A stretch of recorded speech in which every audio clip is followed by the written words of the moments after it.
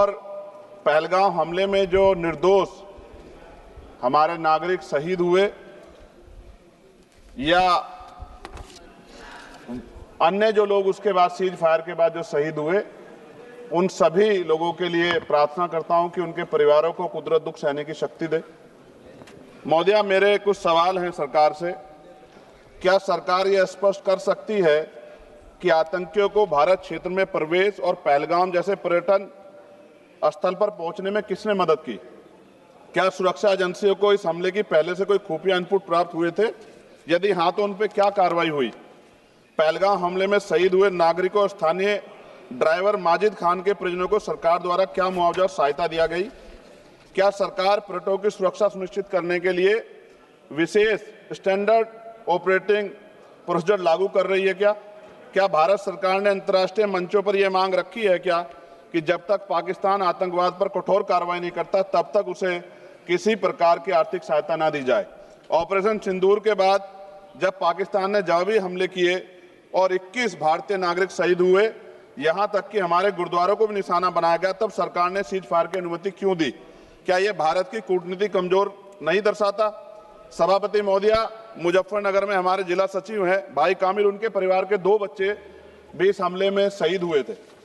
क्या सरकार ये मानती है कि टीआरएफ द्वारा इस हमले में खासतौर पर हिंदू पर्यटकों को निशाना बनाना भारत में सांप्रदायिक द्वेष को बढ़ावा देने का प्रयास था? यदि हाँ, तो इसे रोकने हेतु सरकार ने क्या रणनीति बनाई? सरकार उस मुस्लिम पोनी ऑपरेटर को क्या सम्मान देगी जिसने अपनी जान देकर तीर्थयात्रियों की रक्षा की? क्या उसे शहीद घोषित किया जाएगा?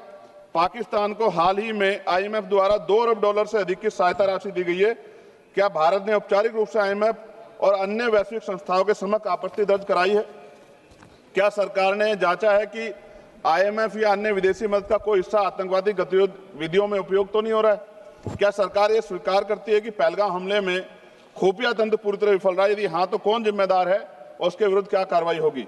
क्या सरकार स्पष्ट कर सकती है इतने भारी सुरक्षा प्रबंधों के बावजूद टीआरएफ जैसे आतंकवादी संगठन के सदस्य भारत में प्रवेश कैसे कर जाते हैं? क्या सरकार ये बताएगी पहलगाम जैसे संवेदनशील क्षेत्र में सुरक्षा समीक्षा अंतिम बार कब की गई थी और उसमें क्या कमियां चिन्हित की गई थी? प्रधानमंत्री जी ने इस हमले के बाद पहलगाम का दौरा क्यों नहीं किया, जबकि देश भर में भावनात्मक उबाल था?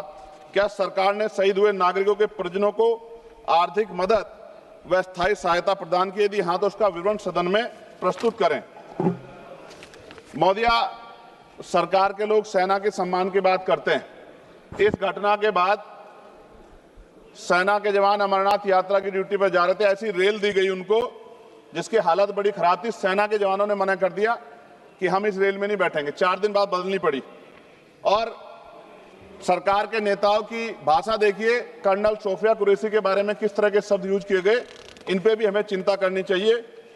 देश की सेना के लिए मेरी मांग है महोदया कि सेना और अर्धसैनिक बलों के वेतन को टैक्स मुक्त किया जाए, बैटल ऑफ ऑनर से सम्मानित, क्योंकि ये इस समय ऐसा विषय चल रहा है कि देश की सेना पे हमें गौरव है, गर्व है, लेकिन जिस तरह से आतंकवादी गतिविधियां बढ़ी है, मेरी मांग है कि बैटल ऑफ ऑनर से सम्मानित चमार रेजिमेंट को बहाल किया जाए, Gurjar regiment, Mehtar regiment, Yadav regiment बनाई जाए, क्योंकि देश का जो किसान का मेरा उसके अंदर देश का जो गांव में रहने वाला जो व्यक्ति है उसके अंदर देश प्रेम का जज्बा बहुत जबरदस्त है।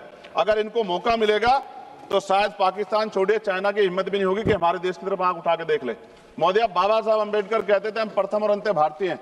भारत की आन पे जब आंच आती है तो जिस तरह इस बार प्रदर्शन हुआ, एकजुट रहा देश, सारा विपक्ष हो पक्ष हो सब एकजुट रहे, ऐसे हमें एकजुट रहना चाहिए। अगर हम एकजुट रहेंगे तभी हम आतंकवादियों से लड़ पाएंगे।